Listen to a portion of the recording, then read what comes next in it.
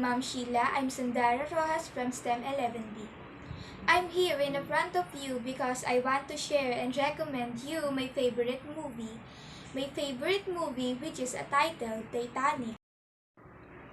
Titanic is a 1997 American epic romance and disaster film directed, written, co-produced, and co-edited by James Cameron, incorporating both historical and fictionalized aspects and is based on accounts of the sinking of the RMS Titanic, and stars Leonardo DiCaprio and Kate Winslet as members of different social classes who fall in love aboard the ship during its fatal maiden voyage. And I want you to watch the short trailer of the Titanic. You, Jack. Just head out for the horizon whenever I feel like it. I've got $10 in my pocket. I have nothing to offer you, and I know how the world works. I'm flying! What made you think you could put your hands on my fiancée? They've got you trapped, Rose, and if you don't break free, you're gonna die. It's a ship. There's only so many places she can be. Find her.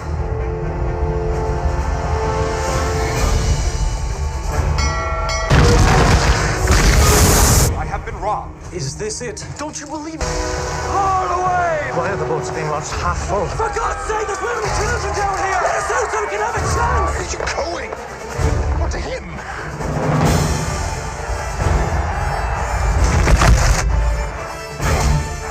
You jump, I jump, right? I hope you enjoy your time together!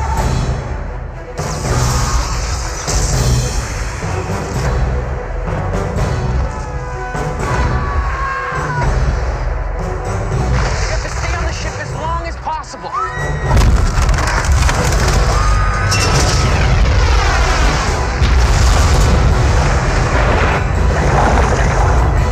Jack, this is where we first met. God almighty. Oh, God! Oh, shit! Oh, God! Oh, God!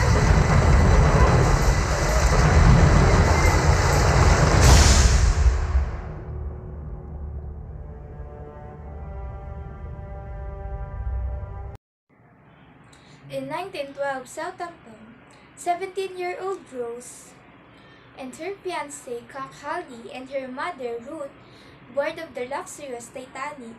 Ruth emphasized that Rose's marriage will resolve their family's financial problems and allow them to retain their upper-class status. Distraught over the engagement, Rose climbs over the stern and contemplates suicide. Jack Dawson, a poor artist, intervenes and discourages her. Discovered with Jack, Rose tells a concerned Cal that she was spearing over the edge and Jack saved her from failing. Cal becomes indifferent and it suggested to him that Jack be rewarded. He invites Jack to dine with them in the first class.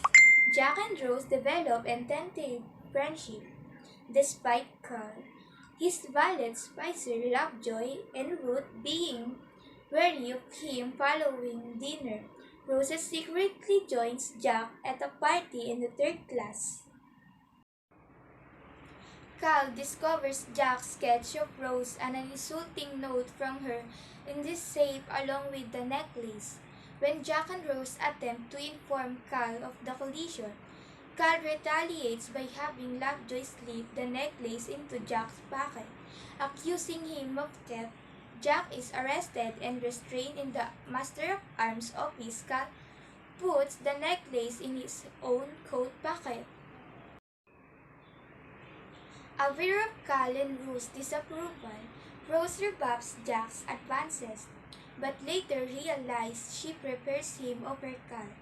After rendezvousing on the bow at sunset, Rose takes Jack to her stateroom at her request. Jack sketches Rose posing nude wearing Carl's engagement present.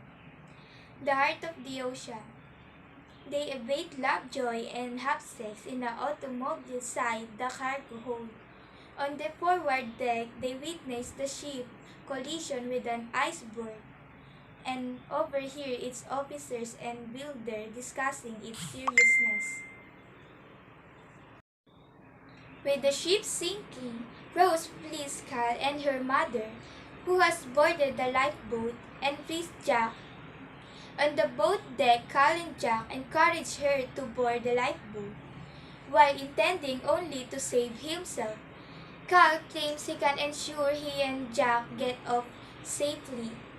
As her lifeboat lowers, Rose realizes she cannot lift Jack and jumps back on board. Cal takes Lovejoy pistols and chases Rose and Jack into the flooding first-class dining saloon.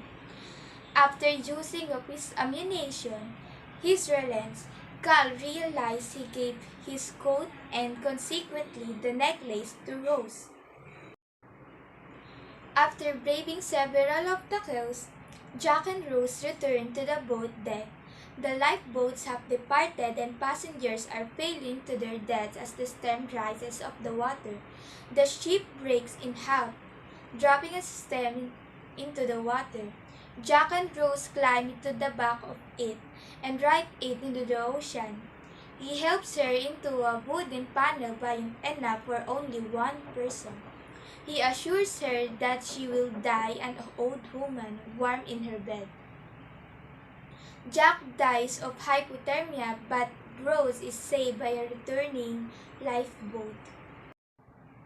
After I watched this movie, I felt sad because I did not expect Jack to die at the ending of the movie. However, I recommended watching this movie, even though there are parts of it that are sad, but there are other parts of it that can excite and fun. Because this show is based on the real story where a ship sank in the middle of the sea where many people died. And that's all. Thank you for watching.